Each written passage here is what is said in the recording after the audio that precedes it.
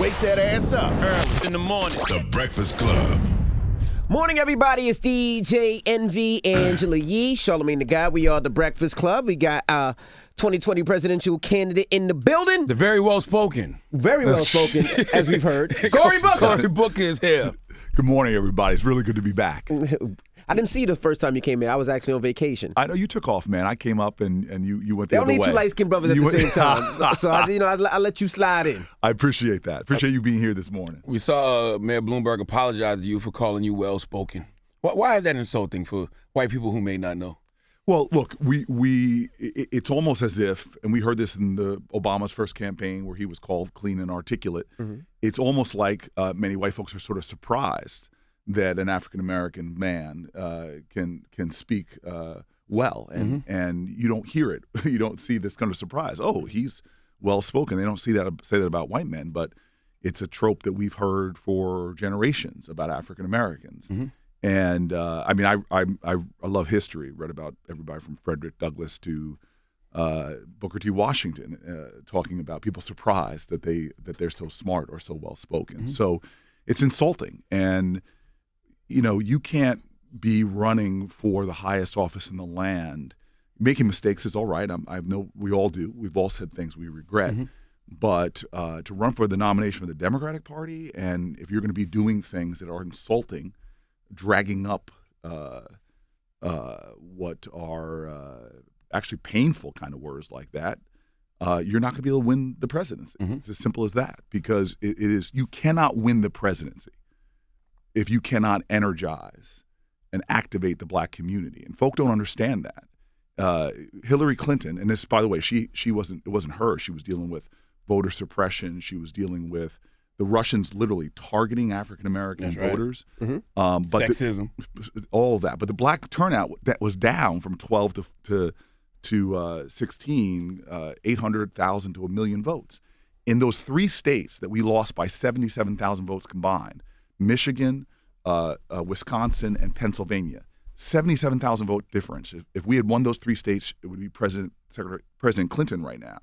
There was a voter diminution of black voters dramatically. In fact, in Milwaukee alone, the activists there told me about 70,000 less blacks voted than had voted the 4 years before. So this election is critical. The African-American vote is essential. And you add to that I'm not in this just to win the presidency. I want to send Mitch McConnell to the back bench. Mm-hmm. And if you think about the Senate seats that are up that we have to win, North Carolina's Senate seat, South Carolina's Senate seats, there are actually 2 Senate seats in Georgia right now, not to mention Arizona. These are states where the black and brown vote is critical. Mm-hmm. And so imagine a Democratic nominee saying things that are so insulting to the black community, dragging this up. It's just, it's not going to work. Well, what if you are well-spoken? How should a white person describe that?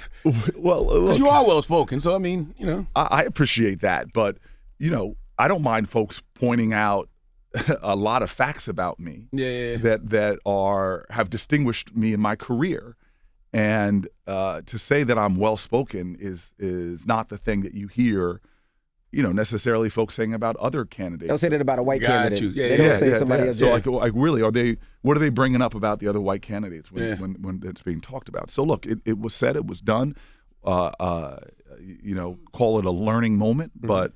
I got work to do, so I'm not spending too much time. So you did endorse Mayor Bloomberg, though. I did. Yeah. Oh, absolutely. He was the architect of stop and frisk. He was, and why would you endorse someone with that type of policy? That's a racist policy. Yeah. Look, you're seeing a lot of black mayors right now endorsing Mayor Bloomberg because, when I was coming up, when I first got elected, and Newark was in a crisis. It was him and a few other mayors around the country that came forward and gave me really practical support. Mm-hmm. He was somebody that said, my whole administration is open to you.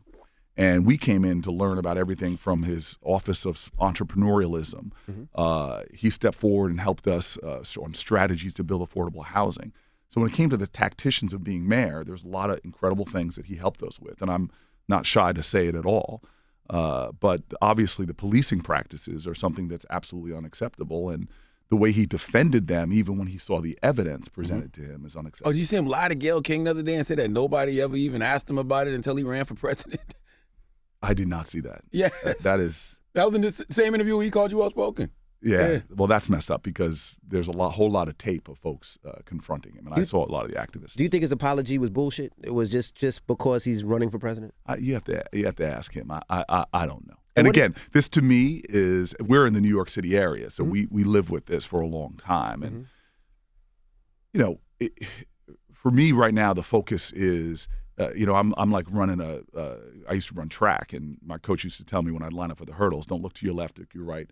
You deal with your own obstacles, get to the finish line. And so I'm trying to spend most of my time talking about my candidacy and what we're trying to achieve, because especially as Democratic Party, I'm not going to spend my time criticizing them when we all have to get together. We got one shot to make Donald Trump a one-term president. And so my focus is getting across the finish line as being the nominee, because I think I'm the best in this field to activate that rainbow coalition, that Obama coalition, to begin to heal not just our party but the country, so that we can actually start dealing with the big problems we have that can only be solved if we start finding ways to mobilize the whole nation to deal with them. Because, folks, this is going to be a very difficult decade ahead of us. Climate change alone, if you see the last UN report, the predictions they made, things are accelerating at a rate that scientists didn't anticipate. And any big thing that we've done in this country, from going to the moon to beating the Nazis, has taken a mobilization beyond the lines that divide us. You had to have my grandmother, Black working class woman, talked to me about during the war effort, her victory gardens and her buying war bonds, because it took the whole country to beat a global threat. Well, this is what it's going to take to deal with the challenges we have right now. And so I'm running a race not to tear down other Democrats. I watched that script in the last election where we couldn't even unify our party to beat Donald Trump. I'm not just trying to beat Donald Trump. I think that's the floor. It's not the ceiling. It gets us out of the valley. It doesn't get us to the mountaintop. So I'm trying to run a campaign. I always say you can't campaign wrong and then think you're going to govern right. I'm trying to run a campaign, a positive campaign, not spending my time talking about other people, but spending my time trying to inspire other folks to win a big election, a wave election that wins us Senate seats, House seats, state legislators, governor seats, so that we can have the people in place. Because it's not about me, it's about we, to actually get the kind of change that we're going to need immediately on jump to turn this country around. But more, even bigger than that, to turn the planet around. People talk about climate change, right? What if the Earth's just sick of us? What if humans are really the parasites and we've just, done so much damage to the Earth that the Earth is rebelling? So how can you really reverse climate change? How can you stop the Earth from doing what the Earth is doing? Well, first of all, you're right in the sense that we're doing things that are, just our diets alone. The world is shifting towards the Western diet, towards the American diet. And the number one reason of rainforests being cleared is for industrial animal agriculture. If all the world ate like sort of the diets of Western democracies or America in particular, we would need like 4 planets just to feed folks. Lord have mercy. But that doesn't mean that it's a fait accompli. That doesn't mean that we can't change. The one thing about our species is we're remarkably adaptive. And so, when people know that we do better. So I see the things, it's hurtful. I watched a documentary the other night about plastics and how there'll be more plastics in our ocean than biomass soon. It's destructive what we're doing. But I don't underestimate our ability to learn and to adapt and to get better. I have great faith in humanity. And that doesn't mean there hasn't been wretchedness. And our country's story is a story of wretchedness. Talk about what we did to Native Americans, what we did to African Americans. Frankly, the wretchedness of what we've done to women in our country's history. But we're not defined by that. We are defined by how we respond to that. And so our history is also a history of overcoming, of battling against powerful, destructive forces that would have ended humanity in the past. Now, you talked earlier about, you said Bloomberg opened up his staff for you and you learned a lot from him about low income and housing and things like that. Now, how could But what plan do you have to help people be able to own homes and create generational wealth and to start from a place where they can get a loan and they can get a home and all those things? Yeah, so first of all, I love that you start there, because often when people talk about, especially with black people, they talk about us as if we're a problem to be solved, and not understanding that when we create equal pathways to wealth, it stimulates prosperity. I mean, when I talk to some of the best economists, they talk about, you want to judge what kind of jobs are going to be created, look at the housing market. How many people are buying homes? And so I actually start with that. I want to raise the minimum wage to $15 an hour, but people in my community, as a guy who lives in a black and brown community that's struggling around the poverty line, folk aren't aspiring to make minimum wage. Yeah, right. They want to if they're working minimum wage, they want to make a fair wage, but people aspire to wealth.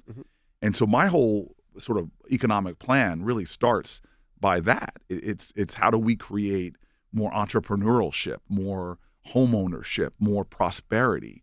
And so to answer your question specifically, we got a number of things. So number one, I have a bill that has been, a lot of academics have said this is one of the more breakthrough pieces of legislation that if we can get this done would create generational wealth in America, and that's called baby bonds, which is everybody born in America, everyone, by birthright gets a interest-bearing account with $1,000 in it. Now, by the way, we use our tax code already to create wealth. We drive wealth up. If you have money, we're going to give you more incentives to make money. We create tax expenditures to do this. So this is not something radical. Everybody gets interest-bearing account. Then every year of your life, depending upon the wealth of your family, you will get up to $2,000 deposited into that account. So we're a nation that has high child poverty rates. So 1 in 5, 1 in 6 kids are born poor. Those kids, by the time that they're 18 years old, would have upwards of $50,000 in that account. Average black family would probably have average black child would have about $30,000. And then you can use that. Now you have wealth to do things that create wealth, which is start a business, buy a home, go to college. And so I know already Columbia University says my plan, because we did it. You can't deal with generations of policies that were designed to racially impact the wealth of African Americans. The FHA loans, redlining, and all of that. We designed this in a way that we know would deal with the racial wealth gap. And Columbia University says our bill would literally close the racial wealth gap for those teenage kids because, there's disproportionate African Americans, Latinos are poor. And so that alone would give people a stake to start doing things. And we have a lot of folks from the housing world that said this is amazing because it would help. What's the difference between that and universal basic income? Because universal basic income is giving money to anybody based upon anything. Doesn't have even race consciousness in it. Gotcha. It's just Donald Trump's kids would get $1,000, and I have a problem with giving wealthy people who don't need it more money. I would rather target that towards dealing with historic inequality and to level the playing field. And that's why this one, based upon income, a family's income, depending how much you would get, that deals with the inequality. What you're talking about there is not going to deal with inequality. Gotcha. And so that's the first thing. And then we just need to start talking about housing, empowering people with housing. So the rental market does affect the home ownership market because many people get stuck in rental situations where they're not saving money. Right. And so I have another big effort, which is just simply there's many Americans, 40+% are paying more than a third of their income in rent. And by relieving that pressure, we have something called we give the mortgage interest deduction if you own a home. We're saying let's give every renter in America who's paying more than a third of their income in rent, let's give them a refundable tax credit between their what they're paying and over a third of their income and the area median rent. That would cut poverty for millions and millions of Americans, raise the incomes for millions and millions of Americans, and put people in a situation where they can have more month at the end of their more money at the end of their month than month at the end of their money, as they say. In other words, this idea that we can start being a savings economy. Because people said, oh, you should have a savings account. Well, damn, if you're spending all your money, childcare, prescription drugs, all of these things, then you're not going to be able to save the kind of money you need to put a down payment on a house and start. So we have a big housing program, but a lot of it just is about raising the incomes of Americans. We're going to double the production, double the earned income tax credit. That's going to give 150 million Americans under my plan a tax break. And we're going to expand the definition of work. the earned income tax credit doesn't go to kids in college who are working their way through college. It doesn't go to seniors who are catching extra jobs. So we're just going to do a lot of things to help incomes in America where people can actually have the resources necessary to create wealth. I've seen you reveal a $100 billion plan for HBCUs. You announced a federal bill that bans natural hair discrimination. Like, why do politicians wait until they're running for president to announce all these things they want to do for black people? Well, I first of all, that's the question I ask. Mm-hmm. As a guy who's been in public life for a long time, I say to this: don't suddenly run for president, put a tab on your website about how you're going to deal with black issues. What have you been doing from jump? And you've seen it because you've been in the Senate. Yeah, I've been in this. Look, when I got to the United States Senate, and remember, the Democratic Party relies disproportionately on minority voters. And I got to the United States Senate as the fourth popularly elected black person in the history of our country to the Senate. And I was stunned. It was the most least diverse place I had ever worked. I started snooping around, looking in committee rooms to see if I could see anybody of color in the Judiciary Committee. I'm talking about on their staffs. And it was so frustrating to me that, and this is to Brian Schatz's credit, he's a senator from Hawaii. Mm-hmm. He became my partner on this. We went to Chuck Schumer and just said, look, this is appalling that there's no diversity on staffs. There are no African Americans in the room helping to make decisions that disproportionately affect African Americans.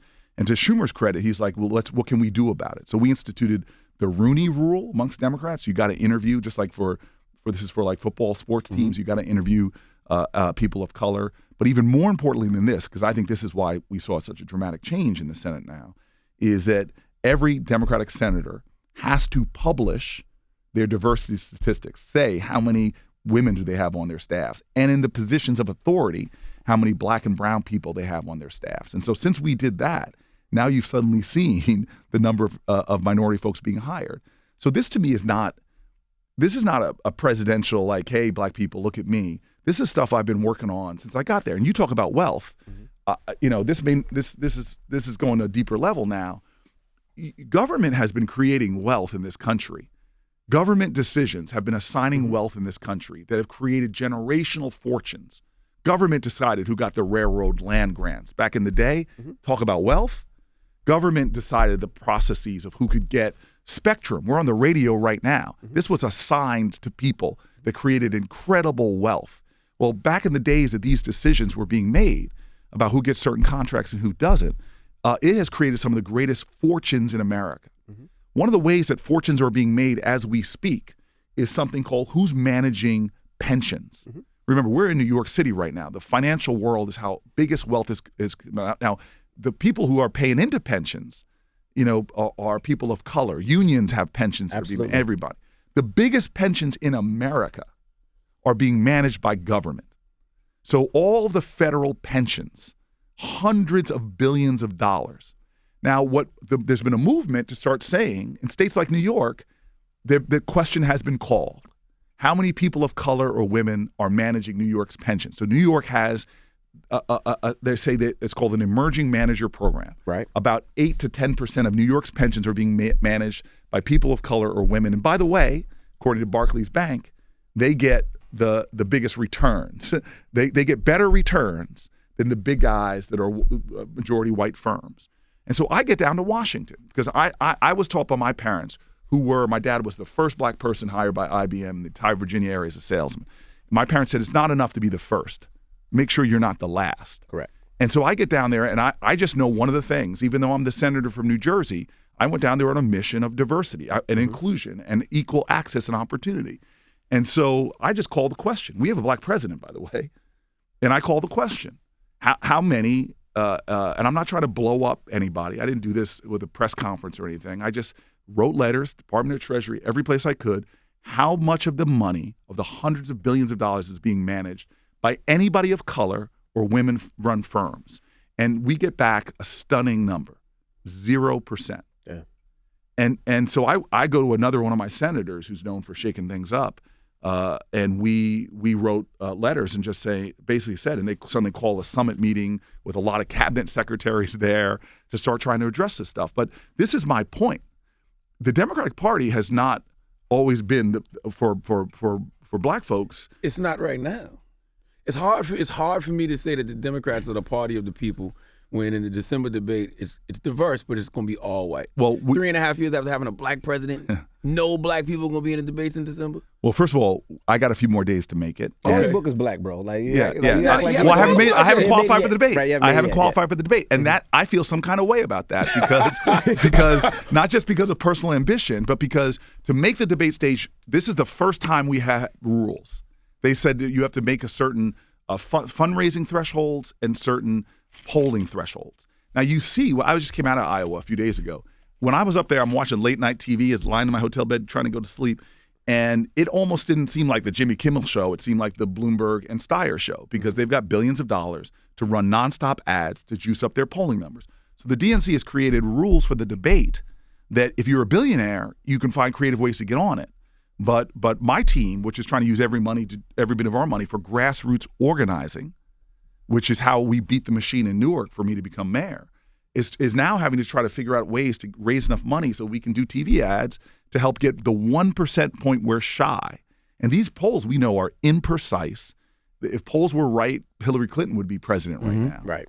And so it's frustrating that we've designed a system, the party that says we are about equality, inclusion, not the power of billionaires and millionaires to warp our system, has now created a system that is going to benefit people who have a lot more money. Right. Well, how do you beat that billionaire? How do you beat those millionaires? Well, one is we've been calling out to folk, and this has been our best fundraising stretch because people feel, especially with Kamala now dropping out, people feel some kind of way. So you raised like $1 million recently, right? Yeah, we're now on our track for our best online fundraising. We're hoping it's going to continue because make the debate stage or not, we still want to make the January one. If people want my voice on that stage, the only one has called out issues. I should give Castro some credit and Kamala some credit.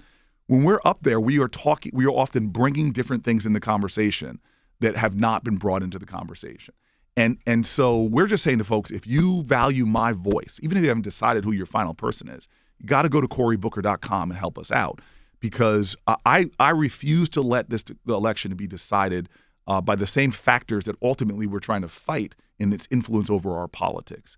And I'm confident right now, just to let folks know, by the way, polling is such bullshit. Bullshit. Thank you very much. I didn't want to say that. I'm trying to be respectful. The polling there has never been a point in the Democratic Party in our lifetime where somebody who was leading in the polls went to the White House this far out. Let me give you, Carter was around 1%. Bill Clinton was around 4%. Obama on this day was almost 20 points behind Hillary Clinton in the 2007. Polls do not predict from our party who becomes president. We right now, according to everybody from the Kerry campaign, because remember, John Kerry, John Edwards were polling 6th and 7th in December. 1 month later, they went in and finished 1 and 2 in Iowa. One was polling at 4%, one was polling at 2%. The way they win is grassroots organizations. So let me just tell you, right now, our campaign is the Des Moines Register says me and Elizabeth Warren have the best grassroots campaigns on the field. Number two is we are leading every person in this race in endorsements from local elected officials. These are your city council person. These are your mayor, local leaders, I should say. These are the people that on the ground that are closest to the people. So we're endorsed by those folks. We are rising in favorability in Iowa now. My team showed me one poll. We're up at number 3 in sort of popularity, net favorability. So we are doing the things that have helped other people go from behind in the polls to winning in this election. So we're feeling pretty good about our ability to do what Obama did, upset expectations in Iowa. But now we suddenly have this debate hurdle that's going to, and in fact, the Iowa media is so upset that I might not be on the debate stage. And they literally have been calling out to people, if pollsters call you, even if you haven't made your final decision, say you want Cory Booker, so you could juice those poll numbers up, because it's ridiculous that the elites are choosing who Iowa gets to vote as opposed to the Iowa people alone, especially because Iowans have gone against the polls so many times. Is it embarrassing being the black candidate who can't garner black support? No. God, no. Look, we are brand loyal in our time. And Obama was the black candidate, and he was way behind Hillary Clinton right now in South Carolina amongst black voters. Why is that? Why do older black people love Joe Biden so much? Especially when you look at like the 88 crack laws, the 94 crime bill. Nothing put more black and brown people in jail than those bills. Why Right. do people love him so much? Listen, we are a loyal folks, and also like other voters, we want to win. We don't want Donald Trump to be there. And the perceived wisdom right now, just like it was when Obama was running, that the Clintons, the perceived wisdom is he can win. I got to prove I can win. And I know the loyalty of black voters to me. How do you prove that? How do you prove that you can win? How do you? Let me prove to you about black voters first. Go ahead. I can do this objectively with the data. Let's go. Chris Christie, 2013, he's running for re-election. Correct. And suddenly Frank Lautenberg dies. And now he's got me running for senator. And he had to place he could set, according to New Jersey law, he could set when the election is. Right. So the obvious thing everybody thought he'd choose is just save some money for taxpayers, put Cory Booker's election the same day as your election. He said, nah, I'm moving it 3 weeks before. So my election for Senate was on a Wednesday. It wasn't even a Tuesday voting day. And we had to go out and educate people. So I was the only name on the ballot. Black vote in my state went up above the black population percentages. It was between 13 and 14% of the electorate. 3 weeks later, on a competitive, normal November election day, when there's competitive races up and down the ticket, the percentage of black vote turnout in our state went down to between 9 and 10%. So I've shown when I'm on the ballot, we can energize minority voters to the polls. Now, this is very important because anybody on that stage, let me admit to you this, is going to get over 90% of the black vote. But it's not the percentage, it's the exciting energy and the turnout of African-American voters. So I have no worries if we come out, if I can show this country, we can upset in Iowa. And by the time we're coming to South Carolina, if now this same thing happened to Obama, wait a minute, that guy can win? Yeah, we're gonna be with the candidate that best connects to our lived experience. Because to me, that's what's important. For me as a black voter, I don't want to have to explain people why what you just said is offensive. I don't want to have to worry that when you go to Washington and you see that there's no black people at the table, do you do something about it? When you see that economic opportunity is being handed out, does somebody have to whisper in your ear, make sure it's done in a way that's inclusive of minority and women voters? I want somebody that's proven that I know that these issues are going to be at their forefront of their thoughts. Because let me give you an example of what's happening in the black community right now. We've had a recovery since the recession, but the recovery has been so much different for black America than it has white America. In fact, since the recession, the black-white wealth gap in America is growing. We had virtually, when my dad was born, today's my dad's birthday. He died 6 days before I was elected. I'm thinking he's very much in my heart right now. Happy born day. Yeah, thank you, man. And so from the time he was born, black America was closing the racial wealth gap. Not as quickly as we might have wanted, but it was closing. The Great Recession hit, and now it's been moving the other way. During the time of Trump, he's bragging about all these numbers. It's gotten worse. Right. And so if you don't understand that is a crisis for all of America, that black America relative to white America is getting poorer right now, if that's not something that is an urgency for you, and I don't trust that it is, as a guy who's been representing black and brown communities my entire career, then I got a problem with you. So that's why for black, I have no worries about this election when it comes to African American voters. Because as folks get to know me, we just had this big meeting in South Carolina with black men, and guys were saying, I was a little skeptical. I didn't know who you were. But one guy said, I listened to you for 5 minutes, and I relaxed. He says, I got less tense. Is it difficult being a black candidate, especially with the expectations of not just black voters, but black people?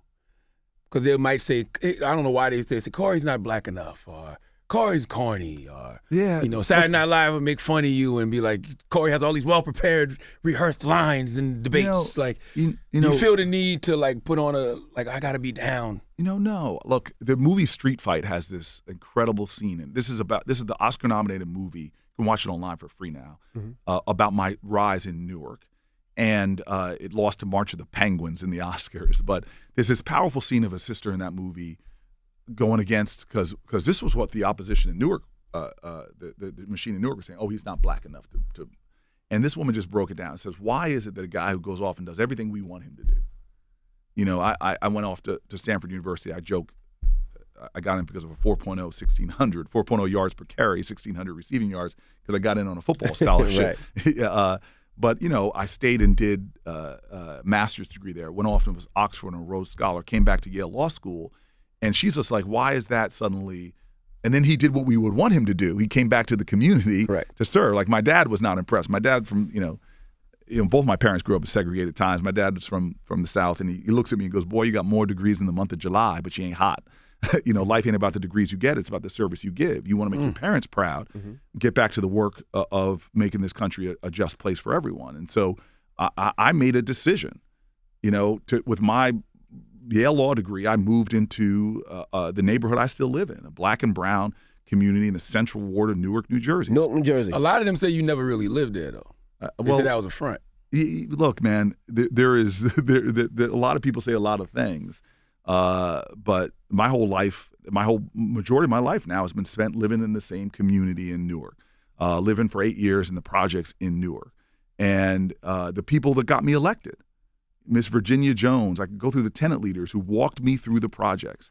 There rarely had there ever been an upset in Newark. I was the youngest city council person ever elected because of elderly folks and young folks who walked me through and put their credibility on mine. I still miss Miss Jones. When people would answer the door, Frank, they would answer the door, open the door in the projects because they recognized them, and they would just say, we can trust this boy. We can trust him. And one of the reasons I still wasn't a white woman calling you a boy. No, it was like a woman who's like my mother, Miss Virginia Jones. Okay. Yeah. And literally the reason why I moved into Brick Towers was because Miss Jones, when she got me elected, she said, don't forget where you came from. Don't forget the people that were there for you. So I said, not only want to forget, I'm going to move into the toughest place where people will say things like, he can't live there. There's no way he lives there. Well, I wanted to live with the community. When I became mayor, I made a decision with my team. Let's find the sector of the city that they say is the most dangerous with the most shootings, because I want to move into that area of the city. And I remember you getting a lot of death threats. I do remember that as well. People was like, a lot of death threats, a lot of gang threats. Yeah, I've had some tough scrapes, but look, that gets a lot of attention from me because I'm the mayor of the city or what have you. But folk are living up in dangerous environments in our communities all the time. That's why I tell folks, and I've had this conversation in Washington with people, like issues like gun violence. The majority of homicide victims in America are black men. Majority of the homicide victims in America are black men. And this is not an intellectual thing. In Brick Towers, there was a crew of kids that hung out in the lobby. And this to me is still one of the biggest mistakes I made in my life. One of those kids, and again, today's my dad's birthday, so he's on my mind, but he was my father, this kid named Hassan Washington. He was like my dad. Just like my dad, his mama couldn't take care of him. Raised by his grandmother, like we know in our communities, that's a high number of kids have done that, and just funny. Like my father had a great sense of humor, funny, and I'll never forget. I walked in and smelled marijuana in the lobby, and it's not something I haven't smelled in college all that times, but kids in my community don't have the same margins of error to be experimenting with drugs like that. And so I started taking these kids out to the movies, trying to connect them with other friends of mine. Some of them, I still remember one of the best conversations we had with those kids. Some of my friends had dealt drugs that I brought with them to tell them about the experiences they had, police and all that. And I made commitments to these kids that I would follow. I thought I was going to be able to follow through on, but I started running for mayor, and I got so busy during a campaign that I lost track of this crew. But they were always there for me when I come home at night. They would cheer me on. They say, I'm going to vote for you. And I tease them, man, you're not old enough to vote. But long story short, I get elected. Death threats start coming on my life. And they wrap police around me in the project, safe as it had been in a long time. But none of the kids hung out there anymore with police and things like that in the lobby of the building I lived in. So I lost track of them. 1 month into my time, I'm a newly minted mayor. I got elected in a time the murders were going up in Newark. And so that summer, I was on the streets. And so I show up to this one shooting. The body had been covered, another one being loaded in. And I confess to you, I barely acknowledged the humanity that was lost on that sidewalk. It was right on Court Street in Newark by a senior citizen building. So I'm talking to all the seniors. But I get home that night to steal a couple hours sleep. And I still remember I had a BlackBerry back then, going through my BlackBerry, looking at the police reports. And then I see the homicide victim's name, Hassan Washington. Wow. And that was the first time in my life I was just broken. I mean, I couldn't function. I went to the funeral at Perry's Funeral Home in Newark, and I couldn't stay.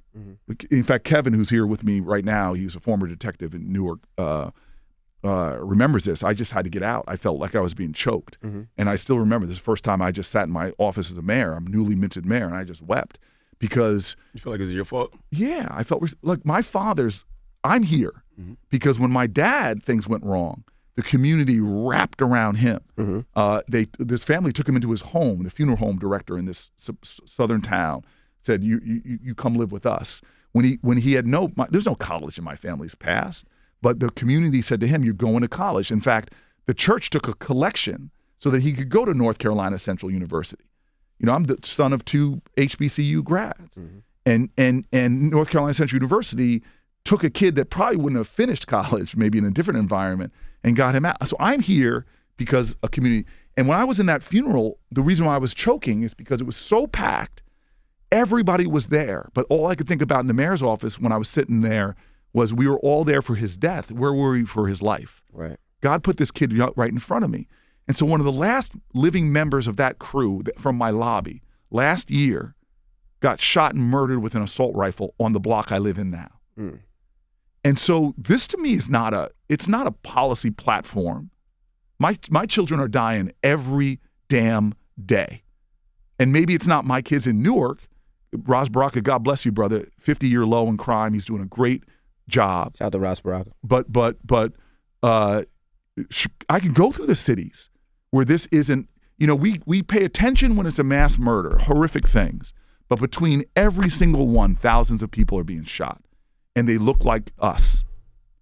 And so for me, when I go to that White House, talk about lived experience, I will remember, I can name the children in my community when I was mayor whose funerals I had to go to. But you don't want to take away guns, though. You just want some type of gun legislation to regulate. Listen, who gets these guns? Let me just tell you this, because I made this point when I was mayor. I could only find one circumstance in Newark where somebody who was shot by a person who had legally obtained their weapon. And that person was a correctional officer that used it to shoot at her boyfriend and do a horrible murder-suicide. Every other shooting in my community was done by somebody who wouldn't qualify to buy a gun. Legal gun. So my point is it is not a law-abiding citizen's gun ownership. It's the laws that we have that allow people to obtain guns who should not obtain guns. So I'm not against you. I don't know if you have, Charlamagne, I don't know if you have a weapon. Oh, yeah, I do. You know what? Clear this up for us, because about 9 years ago, we did an event with you in Harlem. Yeah. And I swear me and Envy saw you with a gun. Like you had it tucked in your back. And I was like, yo, Cory Booker packing. Now, did you ever used to carry a firearm? No, I never carried. Sure? I'm sure. You remember man. that, Envy? I do. But was it Harlem? It wasn't Harlem. It was on the Upper East Side or something like that. I don't remember where it was at, but I was just like, yo. And that honestly made me dig you. Because I knew about the death threats and stuff like that. But I was like, yo, he's carrying his own weapon. Yeah. No, but I got a question, too. too. You sure you never carried your own weapon? I never carried a weapon, man. Never. I fired them, but I've never carried. So what was that in your back that time? I have no idea. Maybe it was like a granola bar. I don't know. Katie Couric was here. Yes. And she said that you guys went on a blind date. True. To a football game. True. And then you never asked her out again. Well, no, she said she never asked you out again. She said you was corny, Cory. She didn't say that. I don't know if you saw that. She said you never asked her out again. Why was that? You sense sometime. Why am I going back there? You're going to get me in trouble with my now girlfriend.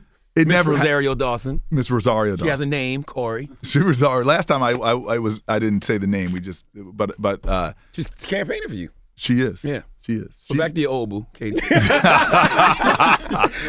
You didn't call her back. Why not? If I felt that door was open, I would have knocked on that door again. I'll just put it that way. That didn't connect. What's that mean? What does that mean? That means I found her to be.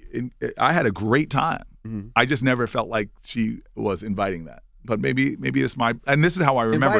This is well more than a decade ago. This is a while ago, and I don't remember exactly. The connection wasn't there. I really enjoy it. She was somebody that you met them and they were real. You know, right. It was like we had fun, and so I don't know why that did not materialize. You got any regrets? I have no regrets because I'm with the woman, but I'm like, you know, every day I'm like pinching myself. My girlfriend is just amazing. I'm just very happy. We're hearing you're getting married soon. I am not making any news on that. There are no wedding plans, for us. But I'm really, she's just an incredible human being. She's an activist. She adopted an amazing daughter, her daughter at 11 years old. You don't see people doing that. She founded Voto Latino, which is this activist organ. She's like a righteous activist person that uses her position to do as much good as she possibly can for. She's an entrepreneur. I know you respect that, but she's a conscious capitalist in the sense of she's working with women in Africa to develop capacity there. I mean, just everything about her amazes me every day. And I'm just really blessed. Now, some people say that relationship's not real though, and they say you're just with her because of the rumors of your sexuality. Well, first of all, some people say everything, and I don't care. I don't care. I don't care what people say. If I cared what people say, I wouldn't be doing what I'm doing. What did Malcolm X say? If you don't have no critics, you won't have no success. That's exactly right. Yeah. You got to teach you Spanish though, because your Spanish was crazy. Dios mío, ¿por qué? Goodness gracious! No, come on, man. What did you just order from Chipotle? Hablo español perfecto. Oh my What do you order goodness. from Chipotle? Man, so when I was about to become, I lost my first mayor's race, but I knew we were going to win the next time. I could just feel staying in the community. We knew what was coming. So I darted off to Ecuador for a month with some other people that would become city council people with me, just because we knew a third of our city plus speaks Spanish. So my Spanish is enough. It ain't perfect, but I do enough that I can be conversational, where I can go into the community and talk with people. I can't wait to hear you and Bloomberg go at each other in Spanish, man. That is going to be hilarious. Yeah, well, his Spanish, I still remember. I don't know if that Twitter feed still exists, but when he was married, what was it called? El Bumblito? Oh, yeah, El Bumblito. Stapio Frisco. Yeah. Do you think he's racist? Look, look. Do you think Mayor Bloomberg is racist? No, I think that he is one of those folks that Angela Davis said it best. The question is not, are you not a racist? The question is does racism exist? And if the answer to that question is yes, then it's not enough to say I'm not a racist. You have to be anti-racist. Yeah, his policies don't reflect that. Well, that's what I'm saying. Like, you have to have race-conscious policies that are going to affect the pervasive nature of race in this country, in our medical system, in our school systems, in our criminal justice systems, in our economy. The data proves beyond a shadow of a doubt that we are in a system that you get disparate treatment based upon the color of your skin still to this day. There's no difference. Let's go to drugs. No difference between blacks and whites whatsoever for using or selling drugs. But if you're African American, you're almost 4 times more likely to be incarcerated for that. This is why we live in this perverse reality right now, where blacks are 4 times more likely to lose their voting rights because they're disproportionately incarcerated. Blacks are 4 times more likely to not be able to get, as a result of being incarcerated.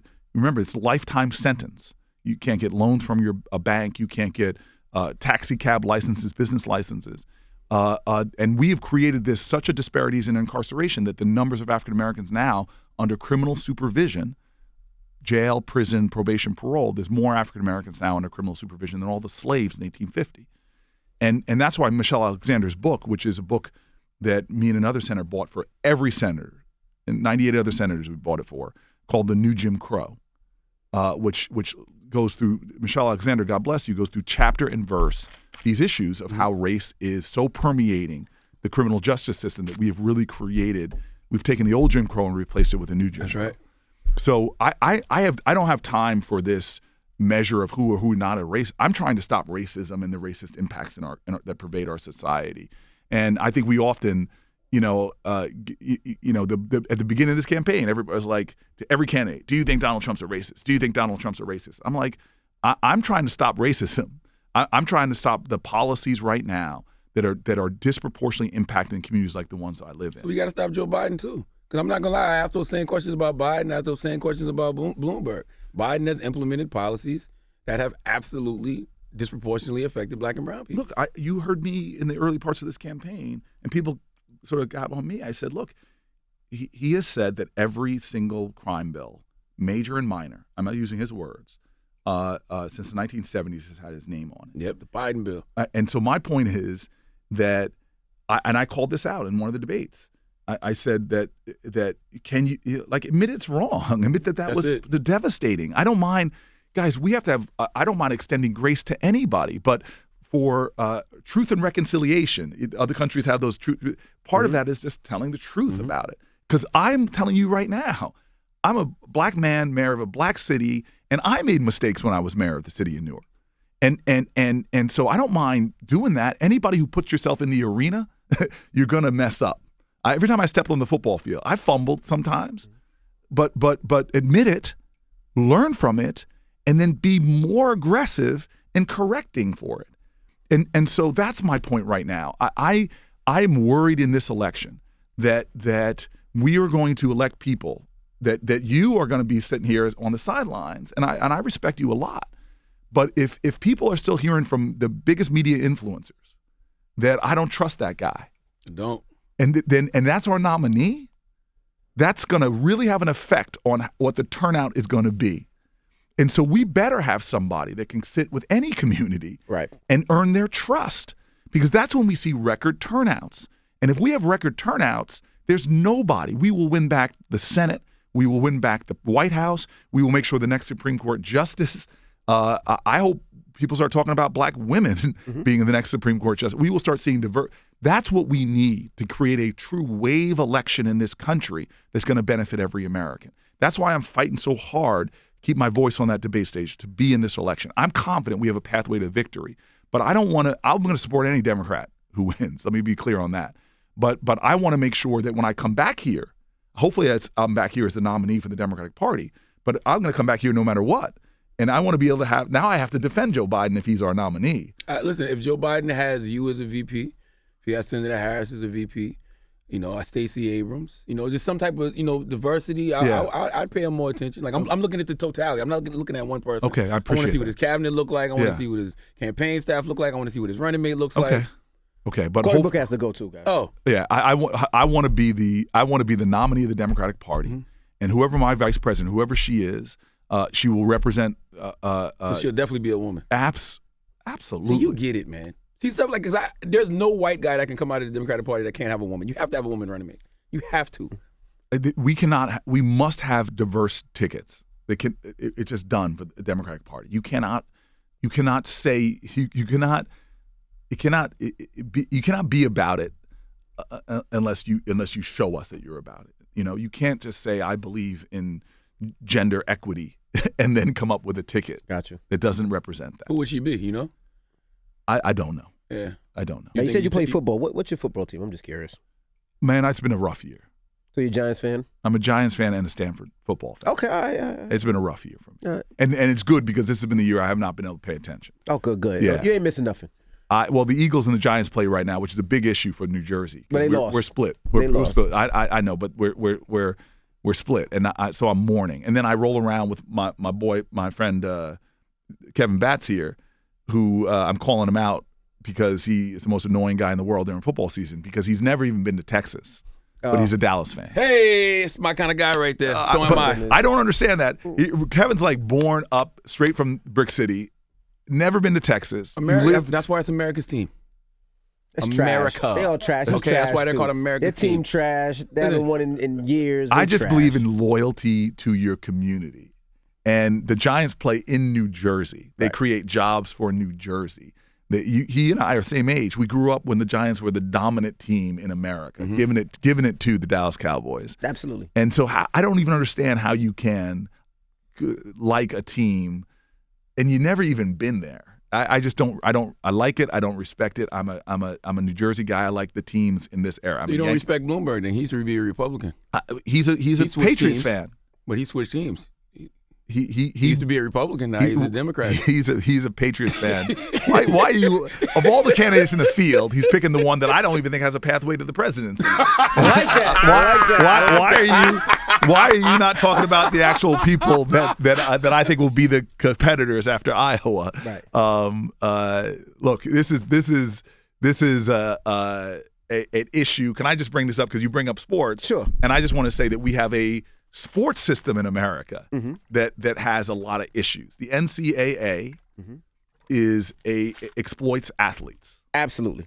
And so we rolled out a sports plan because what I saw as a Division I football player is you have these young men that come in and you could use them to make millions of dollars. Sell their jersey, put them on TV, all that. And they blow their knee out in their junior year. You don't even have to keep giving them a scholarship. Nope.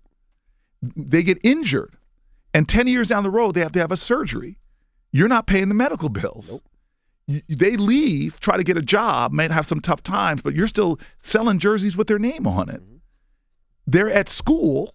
I flew out to California from a middle-class family. My parents could afford to fly out and see me, whatever. Other guys, their scholarship doesn't even cover their full costs. Mm-hmm. And yet you're making millions of dollars off them. So we put this full reform package out that says enough. Government is granting you antitrust exemptions to run your league. And in exchange for that, you should meet certain thresholds of equality in it. So I'm calling out the teams we love, the NFL, the NCAA. I'm calling them out to reform their practices. If I'm a president, the athletes will have a fairer deal under my leadership. This is my final question. What's your message to supporters and donors? When they're there for you, but they see the polls, but that polls don't always tell the story you want people to see about your campaign. What's your message to them? I just want to tell you that there's every single president we have had as Democrats in our lifetime has always come from behind. Mm-hmm. It always starts happening in February. But we got to be in that mix. Mm-hmm. And if you want me in the mix, if you think this is the most important election of your lifetime, you got to act like it. And nothing you get, without struggle, there is no progress. And so please support our campaign. If a pollster calls you, whatever, mention my name. If you got some resources, if you got $1, $2, please go to my website and contribute. We've been seeing this surge this last 2 weeks of support in a lot of different measures, but we got to keep it going so that we get to Iowa with all the things we need to do exactly what Obama did. What other folks did to compete and win. I will say this about you, Cory. I've been critical of you, but when you're on that debate stage, when you get to talk, yes, you good. Thank you, man. Like really good. Thank you. And I would love to see you on that debate stage continuing to do that. Like take the gloves off even more, man. Yeah, I will. And let me just say something of you. Don't stop being critical, because we have to hold our people accountable. Mm-hmm. And being black being is not enough. Mm-hmm. It's not enough. Well, thank you for joining us this morning. All right. Yes, and no more outfits like this, because this goes around in our group chat. People say I could never vote for a guy who dressed like that. Yeah, I've seen that. This is the tough thing about this is the tough thing about being in public life. And the tough thing about being black, you got to be fly all the time. What the hell? All the time. I got to be fly all the time. Yes. What was this? This is again a decade ago, man. This is a decade. Oh, okay. You thought it was yesterday? Yeah, you do look a little wider in this. I'm a lot heavier in that picture. Yeah. That's what's more embarrassing to me. It's Cory Booker. Thank you, Breakfast fellas. Club. Thank you very much.